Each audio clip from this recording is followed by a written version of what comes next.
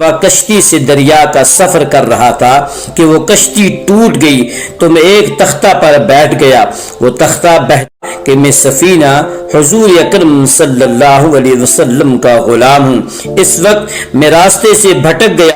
حضرت سفینہ رضی اللہ تعالی عنہ اور شیر کا واقعہ۔ حضرت سفینہ رضی اللہ تعالی عنہ جو حضور نبی کریم صلی اللہ علیہ وسلم کے غلام تھے، خود ان کا واقعہ جو شیر کے ساتھ پیش آیا ہے وہ بڑا ہی مشہور ہے۔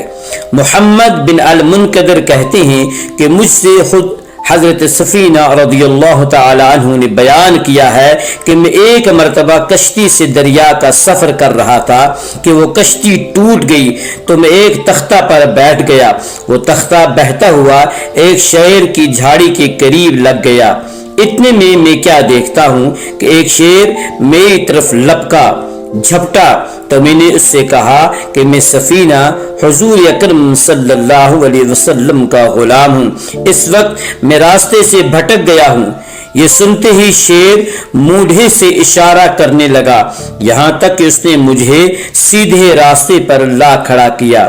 اس کے بعد شیر گرجنے لگا تو میں سمجھ گیا کہ اب شیر مجھ سے رخصت ہو رہا ہے، میں مامون ہو گیا۔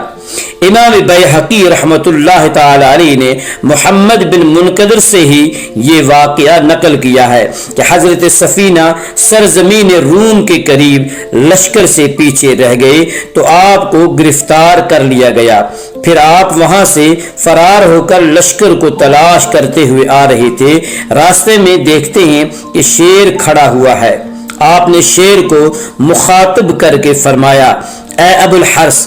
ابو الحرث یہ شیر کی کنیت ہے کہ میں سفینہ حضور اکرم صلی اللہ علیہ وسلم کا غلام ہوں، میرے ساتھ اس طرح کا واقعہ پیش آ گیا ہے۔ اتنے میں شیر دم ہلاتے ہوئے حضرت سفینہ رضی اللہ تعالی عنہ کی بغل میں کھڑا ہو گیا، اور حضرت سفینہ رضی اللہ تعالی عنہ جب کسی قسم کی آواز سنتے تو شیر کو پکڑ لیتے، چنانچہ آپ برابر شیر کے ساتھ چلتے رہے یہاں تک کہ لشکر کو پا لیا۔ اس کے بعد شیر واپس لوٹ گیا۔ حضرت سفینہ رضی اللہ تعالی عنہ کے نام کے بارے میں علماء امت کا اختلاف ہے۔ بعض نے آپ کا نام رومان بتایا ہے، بعض نے مہران، بعض نے تہمان اور بعض آپ کا نام عمیر ذکر کرتے ہیں۔ امام بخاری رحمۃ اللہ تعالی علیہ تاریخ میں یہ لکھا ہے کہ آپ حجاج بن یوسف الثقفی کے زمانے تک زندہ رہے۔